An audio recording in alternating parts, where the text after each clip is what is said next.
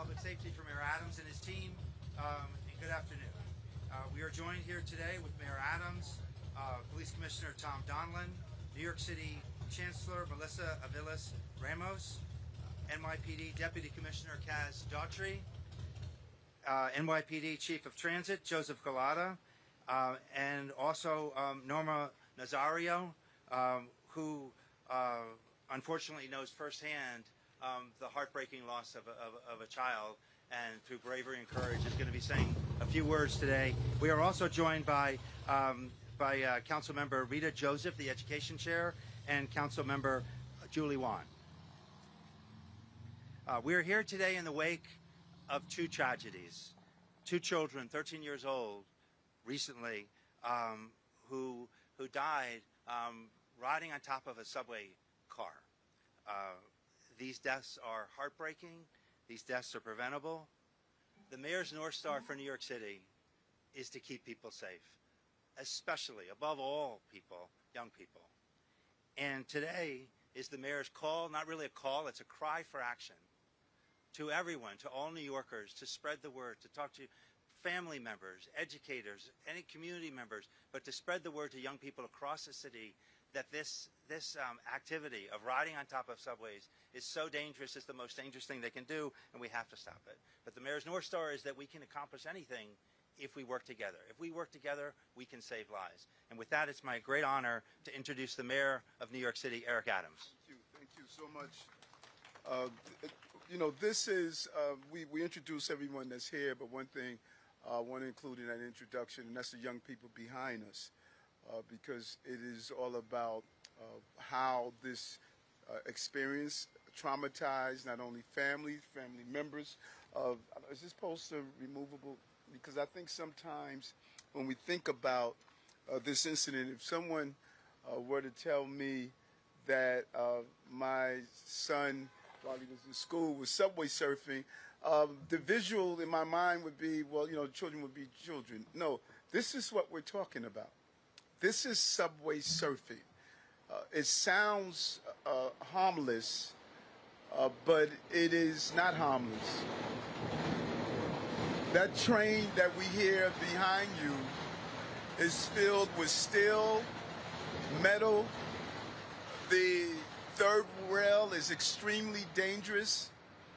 Being on top, if you fall, even if the train is not moving, you have the potential of slipping through the cracks of the train. Just a fall is harmful. And when you deal with the elevated platform like the 7 line, which is one of the most frequently subway surfing location, you are actually elevating the level of threat and potential death. This is real. This is just not having fun. It can be fatal. And that's why we're here today. And I'm happy to have the young people who are here as well, because they are going to be the ambassadors to end subway surfing, because it's their colleagues and friends. And when we came together to do the PSA announcement, we lean towards them because they know how to communicate on social media, which is one of the top culprits in this crisis that we're facing on subway surfing.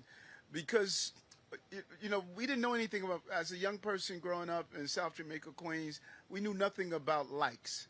We knew nothing about someone clicking on our photos or pictures. We walked around with a Polaroid, and we were lucky if 13 people saw it. Now you have 30 million people watching your likes.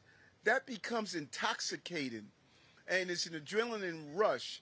And then you compete to see who can do something more dangerous on top of the train in the process. And that's why we have changed the dynamic, and we have met this threat head on. As a former transit police officer in 1984, when I became a police officer, there was a one-dimensional approach to patrolling our subway system, and that was on the ground. You had no understanding of what was happening on top of the train, and in fact, I didn't even know what the top of the train looked like. But now, with the introduction of drones and what Commissioner Daughtry, the Deputy Commissioner of Operation, and the Police Commissioner, what we have done, we've changed the dynamics and we've become more proactive by allowing the drone operation to be incorporated in the heavily used train lines where subway surfing is taking place. It's a combination of the patrol force on the ground. It's a combination of our team at One Police Plaza that's monitoring these lines based on 311 and 911 data. And then it's a combination of everyday New Yorkers who see this that's taking place and report it to us. And then it's the young people who are part of the PSAs that we're putting together. So what does it look like based on our analysis? 900 flights, and these flights are pennies on the dollars. This is an inexpensive way of handling the expense of losing a loved one or child. Out of those 900 flights, we had 114 lives we saved because our drones identified the individuals and young people while they were on the train. Here's a number that's startling. Average age is 14. We have young people as young as 9 and as old as 33. Can you imagine a 9-year-old on top of that train? And the young people we've lost, look at the ages of these young people. And so last year, when the governor and I and New York City Public Schools, when we made the announcement of really focusing on having our law enforcement officers go into the homes of those who are caught subway surfing and making sure that we communicate with the family members in a real way. We know how important it is. From 2021 to 2022, we had a 366% increase in subway surfing, and it's solely connected to the social media aspect of this. So we're going after the social media companies and social media platforms to state they have an obligation not to put profit over public safety, and this is so important. What we're doing, we're going to continue to partner with the school chancellor and her team so we can zero in on this major issue that we're facing. You can't lose young people in this magnitude, and oftentimes when we go to parents, Commissioner Daughtry was sharing with me earlier today, when we go to parents and we say their children are subway surfing, they say, no, it can't be my child, it's not possible, this is not happening. We all believe our children are angels. That is what a parent is about. But when we show them the video, when we show them these photos, when we show them how dangerous it is that their child is on top of the train, it has a major impact. And so I want to thank all of our partners, the NYPD, the Chancellor of New York City Public School, Deputy Mayor, Public Safety, the entire team. But most importantly, I want to thank the young people who are here. They can stop this by using their voice, the power of our youth, and going after social media and calling for a change. We saw the power of our young people yesterday when we announced December 23rd being the day off for our young people. It was simply because a young person wrote a letter and said, can we look into this? So their voices matter, and it matters here to tell their loved ones, their colleagues, their schoolmates, subway surfing is not a game. It is a dangerous, dangerous encounter, and we lost young people, from this last week. One young person was a friend, her and her classmate were subway surfing. One lost her life, the other's in critical condition. This is not what it's like. Parents don't want to have to experience this, and our goal is to eradicate it as much as possible. Again, thank you, DM Parker. Thank you, Mayor Adams, for your leadership. Our next speaker is the Police Commissioner, Thomas Donlan. Thank you, Chauncey, and thank you, Mr. Mayor. And thank you for your leadership, Mr. Mayor, for bringing us together today to address this serious issue. We're here to reinforce the riding on top of moving subway trains is reckless and unsafe. And I know we all understand that. But it's happening, and we need to think seriously about why. Our children are motivated by social media, are putting their lives at risk on a daily basis. This behavior is dangerous, illegal, and deadly. And the NYPD, along with our agency partners, include many of them who are here today, will continue to do everything possible to stop it. That includes the deployment of our transit drone team under the great leadership of Deputy Commissioner Kaz Daughtry, who will explain their mission in more detail in a moment. And I must reinforce that the NYPD uses technology both on criminal, terrorism, and other matters. So it's something that we implore during on our daily routines regarding investigations or situations like this. We are using this technology, drone technology, to respond to the thousands of 911 calls. So we get each day regarding subway surfing. Our drones get us to the scene faster. They help us track incidents longer and from a safe distance. And they provide us video we can immediately show to the parents, so the parents can see firsthand the danger their children are putting themselves in. The work is saving lives, but again, we need to focus on why this is happening in the first place. We need to involve parents and guardians before a tragedy happens. Proactive approach that we employ here with the NYPD. And as the mayor said, it's time to start holding social media companies accountable for hosting these videos on their sites. We don't glorify violence or hate or any other criminal activity on these websites, and we must stop glorifying subway surfing. Every injury, every death is 100% preventable. So the NYPD will continue to enforce the law under the direction and leadership of our Chief of Patrol, John Schell, and our newly appointed Chief of Transit, Joe Galata. And we're also working closely with the mayor on a daily basis, along with the MTA and the DOE. And our agency partners are educated, our young people and their families, which is so important. We're going to provide guidance and support and appeal to everyone's common sense, and we're going to put an end to this reckless behavior. Thank you. Thank you, Commissioner Donlin. Our next speaker is the Chancellor of the New York City Public Schools, Melissa Aviles Ramos. Good afternoon, everyone. Thank you, Mayor Adams and DM Parker and our Police Commissioner for all being here today. I also want to thank Superintendent Hidalgo and Principal Jorge for your partnership in this district. As a mother of a New York City public school student myself, the thought of our children riding atop a subway car is terrifying and distressing to me on a very personal level. And after having a conversation with Ms. Nazario this morning, I can only say that to imagine her heartbreak is, there are no words. And Ms. Nazario, you have my promise, not only as a chancellor and as an educator, but as a mother, to stand with you so other families can hear from you, and we thank you for your advocacy and support. I want to talk to you about what we are doing at New York City Public Schools to fight this incredibly dangerous trend. Last year, we launched a campaign in deep partnership with the MTA called Ride Inside, Stay Alive, to raise awareness about this issue. This campaign was designed by our talented students from the High School of Art and Design. Our students made posters that were displayed on MTA subway lines across the system, and they recorded PSAs that were played in subway stations throughout the city. Approximately 450 hard copy anti-subway surfing posters and 500 anti-subway surfing palm cards were hand-delivered to over 60 schools in close proximity to the J, M, Z, and 7 train lines.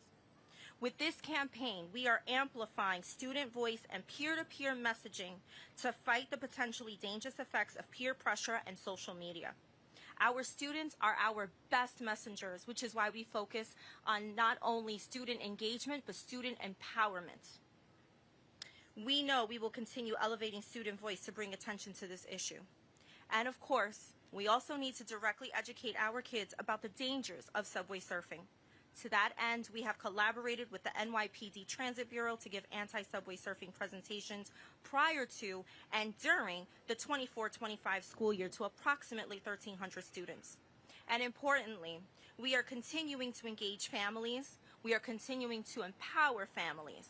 We just hosted a community safety forum in collaboration with NYPD, the Department of Youth and Community Development, and other city agencies to hear from families and share safety resources from across city governments.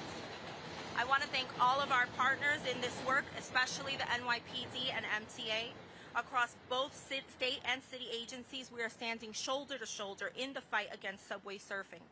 Working together and in partnership with our communities, I believe we can put an end to these tragic, devastating incidents and create a safer city for all of our young people. Thank you, Chancellor. Our next speaker is the Deputy Commissioner of Operations for the NYPD, Kaz Daughtry. Thank you, Deputy Mayor. Thank you, everyone, for being here. The issue of subway surfing poses a serious threat to our youths. The solution requires several different approaches, and we have developed a four-pronged method that aims effectively to eliminate the danger from our community. First and foremost, rescuing these children before they are hurt requires a team effort, and the use of drone technology has made this task a lot more easier. As you can see here from the videos that are playing behind me, drones provide the necessary aerial overwatch, allowing our officers to quickly locate and save these children before they get themselves injured. This year, drones have been deployed over 909 times for transit operations. Your officers have successfully saved the lives of 114 subway surfers. However, that's just one part of the solution. Many of these children are influenced by social media. The subway surfing videos that are posted on social media attract an audience unlike anything many of us experienced growing up. While we utilize drone technology to address problems, social media has also played a continuing role in this effort. We are actively collaborating with various social media platforms to leverage the algorithms and artificial intelligence to identify and remove these accounts that promote subway surfing content. By doing this, we aim to eliminate any opportunity for likes, comments, phrase associated with this dangerous act. Education is the key. We are making strides by partnering with teachers and educators who serve as vital mentors. We need to encourage a discussion in the classrooms about the realities of subway surfing, highlighting that such behavior can lead to permanent disfigurement or, in certain cases, death. It is not glamorous, it is tragic. By fostering this dialogue, we hope to prevent these actions before they even occur. Finally, we cannot address this issue without the involvement of parents. Parents know their children's best, and after every subway surfing incident, we share the drone footage with each parent. Open conversations at home are critical. Everything starts within the family. By fostering these discussions, we can work together to tackle this challenge.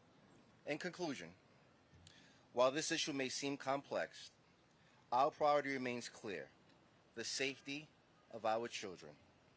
The solution is multifaceted, and the NYPD is committed to working hand-in-hand with the community to put an end to subway surfing. Together, we can protect and save the lives of all of our children. I just want to go over some quick numbers real quick. Total surfing operations that we have deployed the drone with is 153 times. The total lives saved are 114 times. What you're seeing in this video behind me here that's playing, the drone captured 70 incidents from January 1st to now of subway surfing incidents. They had labeled these as apprehensions. We're labeling them as live saved. And when the parents come into the commands and into the transit district, and when they watch their child, their loved ones on top of this train, the attention doesn't focus on the NYPD anymore. It focuses on the kids because they cannot believe what they are watching in the transit district when they're seeing their child surfing on top of these train stations. And like the mayor said before, the youngest surfer that we have saved is 9 years old. The average is 14 to 15 years of age. Thank you. Thank you, Commissioner Daughtry. Our next speaker is the Chief of the Transit Bureau for the NYPD, Chief Joseph Galata.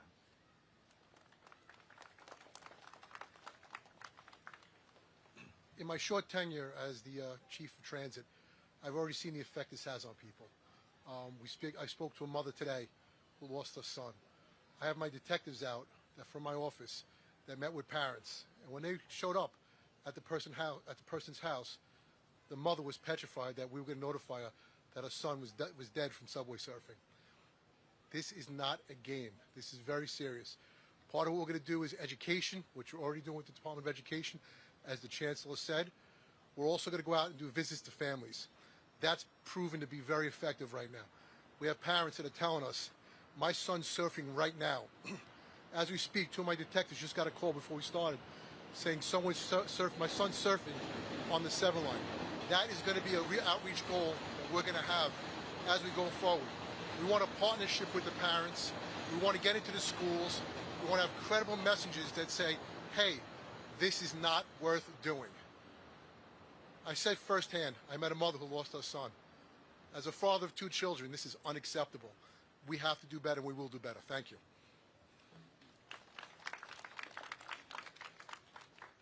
Thank you, Chief. Our next speaker is Norma Nazario, who has suffered the ultimate tragedy for any parent. And for any of us, I think it would break us. And you're one of those remarkable people. Instead, what you've done is become a voice that will ripples through the city and through every single family to try to save other children. So thank you. And at this point, please take the mic.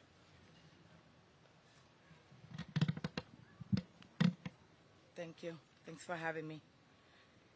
My name is Norma Nazario, and I'm Zachary's mom. Zach was an old soul whose favorite artists were Nat King Cole and Frank Sinatra. And he always loved history. His teachers called him the historian. He was always teaching me new things he learned. He especially loved the history of New York and learning about the New York City subway system. He would send subway surfing challenges videos through social media algorithms. Zach was only just 15 years old when he died riding on top of a subway. I miss him every day. I am holding Zach's funeral card today, and I think no mother should have to carry her child's funeral card. I'm here because we need to do more to keep our kids safe, and I'm glad that Mayor Adams is. I'm grateful to Mayor Adams and the NYPD for this new drone initiative. Already it saved more than 100 lives. That's 100 families who don't have to live with the heartbreak that I am living every day, that I carry with me, and 100 kids who will continue to live and learn. And the social media companies need to step up. Take these videos down and stop pushing harmful challenges to our kids. Social media has a role to play here too, and they're not doing it. Not one child should lose their life, and no other family should have to live without their beloved child. Our message is clear. Ride inside and stay alive. Thank you, guys.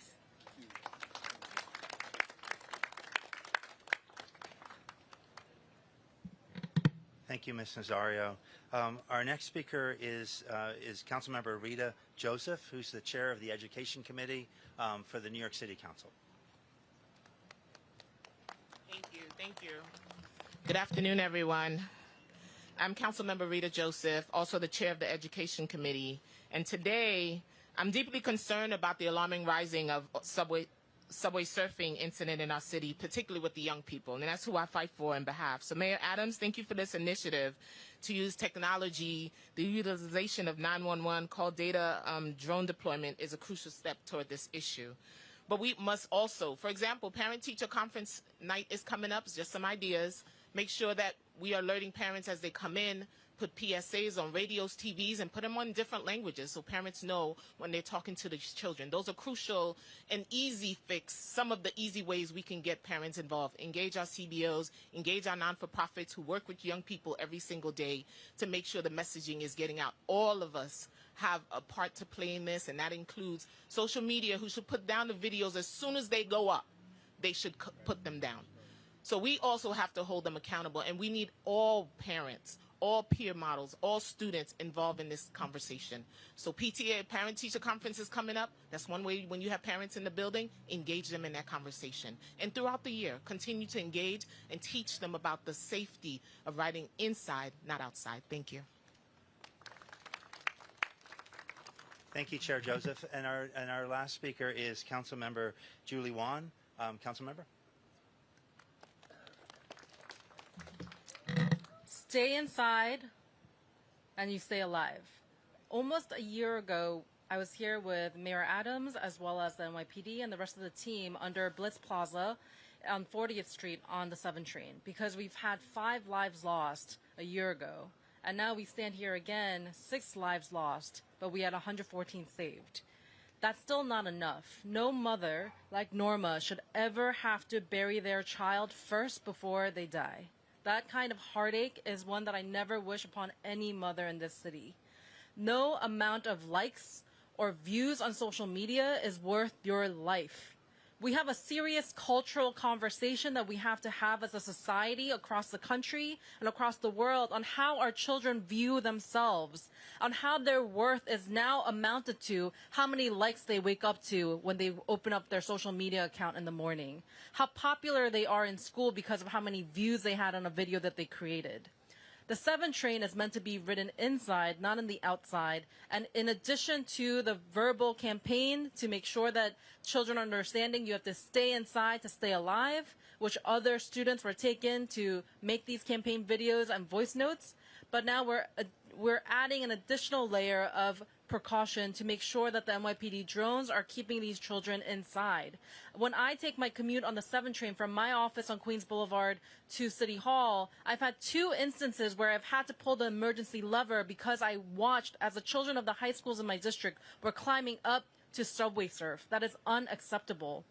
And I thank all of our principals. We're at PS 11 right now, to Principal Elizabeth Pena George, who has been a great partner along with all the other principals and the school chancellor and our chair Joseph to make sure that our educators are working with our parents and our peer mentors to say this is enough. We cannot have any more children lost. We have to invest in after school programs, make sure that students have hobbies like sports, like the Mets, play some baseball, after school sports, whatever it may be. We got to keep them inside, keep them busy, and make sure that they're really pursuing their dreams and their purpose and have a vision for their lives, that it's not just about getting a few likes on social media to find their self-worth. Thank you so much.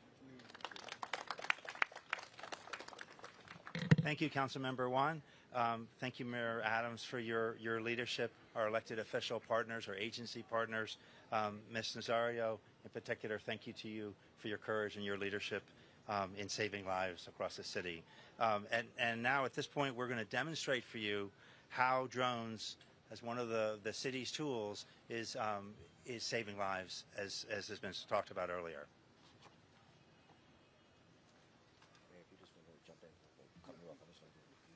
Ready? Yep. All right, so we're going to demonstrate, our Tyro detectives are going to demonstrate what they do every single day, Monday through Friday, along Roosevelt Avenue. There's strategic locations that we actually pick on the roofs of Roosevelt Avenue, and the Skydio X-10 drone is going to perform a subway surfing directed patrols, we call it. Is this part of the Operate Restore Roosevelt as well, like a part of a surveillance? Can you do it on Queens Boulevard as well? Sorry. Okay, so as you can see, the pilot is watching the trains as they come in. Like the mayor said before, the number 7 line is probably one of our most prolific subway lines for subway surfing in the city. Reason being is there's a particular area or between Junction Boulevard and 103rd Street where you can get the most iconic view of the skyline. If you look at those pictures there, that was taken from our drone from subway surfing, and those are the photos, those are the videos that our young adults, our youngsters like, because they're just iconic photos and they get the most likes and shares on it. I think I've seen one subway post where Subway Surfer post where it was viewed over 45 million times because they liked the backdrop. And I read some of the comments where folks were commenting on the backdrop of the actual the post. But if you can see, the drones can fly up from here all the way down to 74th Street. They can come all the way back down to 111th Street, and we have officers in plain clothes, some in uniform. When the train's pulling into the station, when they identify a Subway Surfer, they will pull into the station. We already have that description, and what type of individual we're looking for. Some of the kids get a little crafty where when they're coming down off of the train, they'll take off their jacket, they'll take off their shirt, and put another shirt on because they know sometimes that the drones are watching them. But we already have them identified before they even do that. So, that has happened several times. But that's just a quick demonstration. If you could look at the skyline in the back. You know, when the train is pulling into the next station, you can see that's the sky. That's the picture that they want. They want that skyline. They want that view, and that's what's going to give them a lot of likes and shares. This is a live feed as you're seeing, and not only are the officers watching, looking at their handheld devices, but this stream is also being streamed into our Joint Operations Center, and any one of the executives that wants to watch a real life subway surfing patrol, directed patrols with our drones. That's just a quick overview. We're not gonna. Thank you. You can come back. Yeah. Chauncey, questions? Yeah. We'll do a couple. Yeah, I was curious because I know the 7 line after 52nd Street it goes on Queens Boulevard. So will you have police officers there? And secondly, I'm just trying to figure out for writing this, if you've had the drones in place for at least a year since last November, at least that's what's from the video show, is there an element of this that's different, or is there an update in reaction and response to the two people, the one deaths, the one critical of the subway surfing? Yes.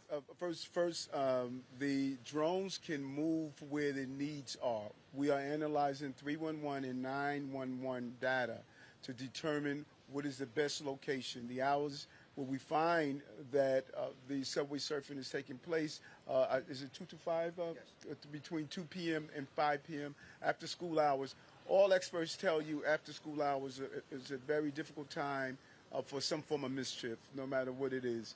And so that's how we determine where we're going to place them. If we see the 311 and 911 data showing us that it needs to be shifted to another location, we would do that as well. And so when you say what is being done differently now is, number one, we now have a good view of analyzing the data. Over 100 lives were saved. And now we see, we did a pilot to see the need and what we're going to be able to effectively save lives. And after doing the pilot, we realized that, yes, this can save lives. This could be proactive and reactive. When you look at the stations, if only a real transit officer would be able to tell you, when you pull into a station, you can't see on top of the train.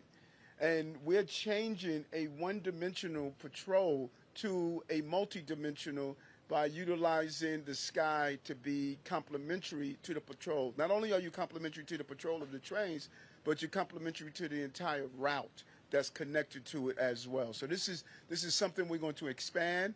We're going to move the pilot to expand even more because it's doing the job that we expected. How many more drones are in use now that it's no longer in the pilot phase? Do you have those numbers available? Do you have the number of drones on?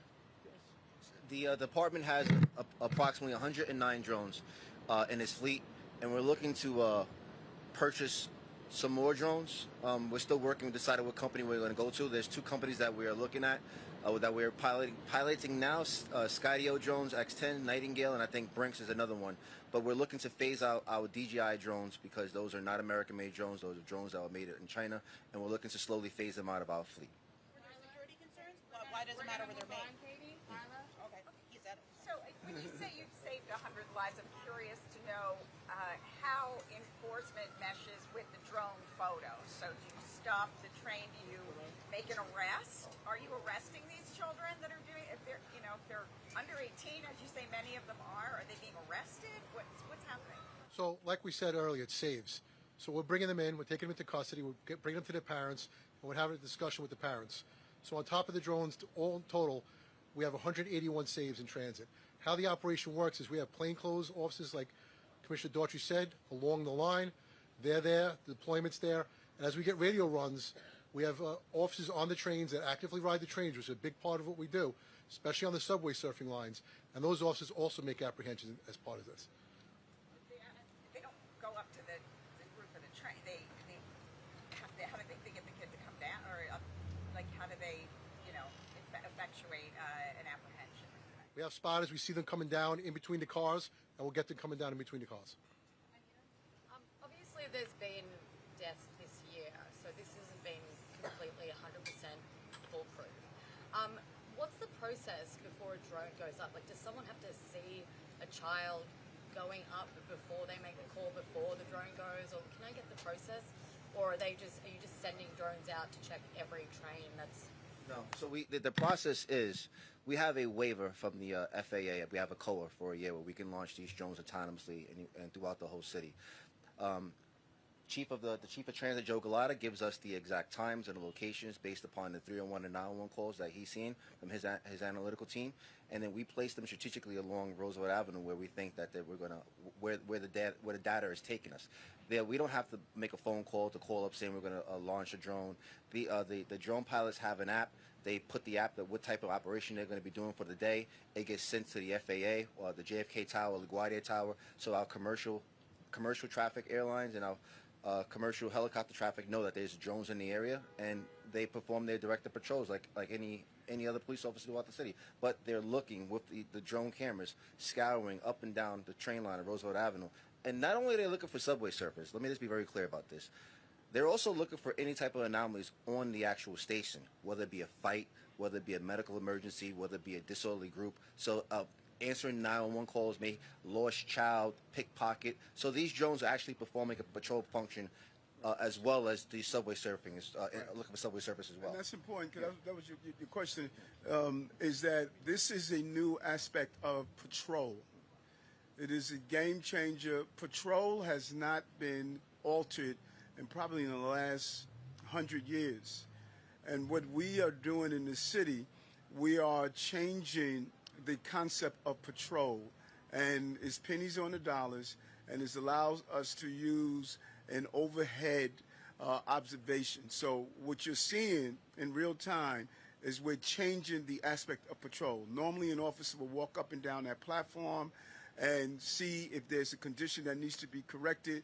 We have now used technology to allow that officer to not only walk up on top of that platform, but to see what is happening, not at one station, but we can actually see several stations out. This is a huge success for police officers that are on patrol, utilizing technology to do so. So we're changing the philosophy of patrol and what it looks like. Hi, yeah, I wanted to ask you about the marketing campaign. How can you measure the efficacy of that? And you tell kids don't do this thing. How can you tell whether they're actually listening, and why was that method chosen? Well,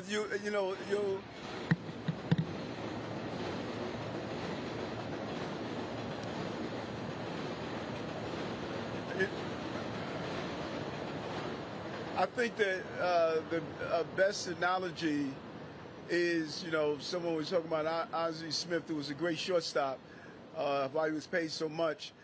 He didn't hit a lot of home runs, but the owner of the team said, how many runs did he save? And so we never really acknowledge how many lives that are saved. We focus on how many lives that are lost. What we do know, based on this technology, that over 100 young people between the ages of 9 and 33 were identified and were removed from off the top of the train. That is what we are looking at. And so, yes, we will see the lives that are lost, but rarely do you get the medal for the lives that are saved. And these officers and this team and this technology is saving lives. Just to clarify, I know you asked, but so when the kids are saved off the train and when they're apprehended and brought to the parents, they're not being arrested? Chief Galata, you want to talk about the process? All right, so we do a juvenile report, we get the parents in, and we speak to the parents. That's the key to this. So it's bringing them in, getting to their parents, speaking to the parents. And I want to also say we have recidivists that have ridden the train. We have 41 people that we've arrested more than once doing this. Those are the people we're really focusing on right now, because they're really pushing the social media, and they're the ones behind it, some as many as 5 times.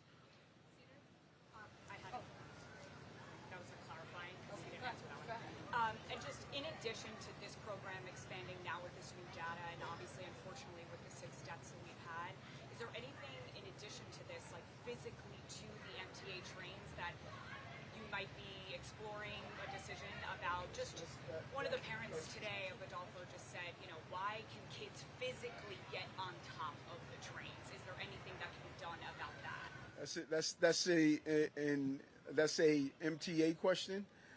There's some type of modification they want to make on top of the trains. Their technology to do that. Our job is to give them input, observation. They've been great partners on this. Should we look at other methods to stop children from getting on top of the trains? Those are the conversations for the MTA. Yeah, I would love to if it's feasible, because there's a lot in operating our system. Some of these trains go underground, and so you have to be careful of what mechanism, like the 7 train goes underground, and there's a small overhead to allow it to go underground. And so the design must meet the desire. But if we can prevent children from getting on top of the trains, we would love to do that. But subway surfing is those who ride on the side of the train. When the desire is there, we have to encourage people not to participate in the behavior. Hi, Mr. Yes, Mayor. A related question. Yes. The MTA said a year ago that they were looking into what they could do about that. Have you or any member of your team heard anything from the MTA about a specific engineering solution? No, we have not, and I'm sure if Jano, who has really been a partner on all of these initiatives, if he stated they're looking into it, they're looking into it. The designs of these trains, it's extremely complicated. You're dealing with a New York City transit system, one of the most complex systems on the globe, and making sure the trains can be operational and safe at the same time. There was a desire to connect the cars like what you see in Dubai and other places. I know there were some structure issues around doing that connection where people couldn't get out to get on top there easily, but I'm sure they're looking at other methods to try to resolve this issue. I'm just wondering, is it not a little bit of a misnomer to say lives saved since the technology isn't actually getting people off the trains and preventing them from going on the trains? Well, I think if you want to use that method, of how many lives did we save by seatbelts? We don't count, the success of seatbelts by the number of deaths. We count it by the number of lives. The same with airbags. The same with child seats. No one reports when that child seat saves the life of a child that's in an accident. You report it when the child is not in it. And so to not really understand why removing 100 people off the top of the trains is not a way of saving lives, we may just have to disagree on that. I think it's a way of saving lives. Who came up with the idea? What was the genesis of the pilot? We're always thinking, and Deputy Commissioner of Operation, same person that thought about using drones at our beaches to drop life rafts, the same to use drones to go after criminal behavior instead of using helicopters that cost thousands of dollars to fuel.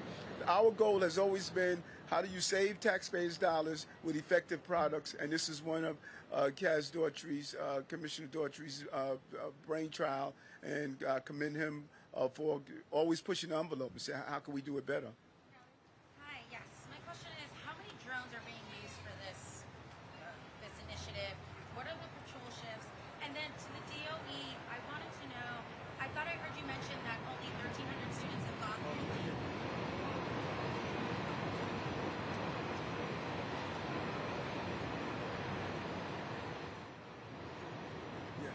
And then the last question was to the DOE. I thought I heard only 1,300 students have gone through the subway surfing education program. Is there a way to increase that number? Are you going to make that a mandatory class going forward?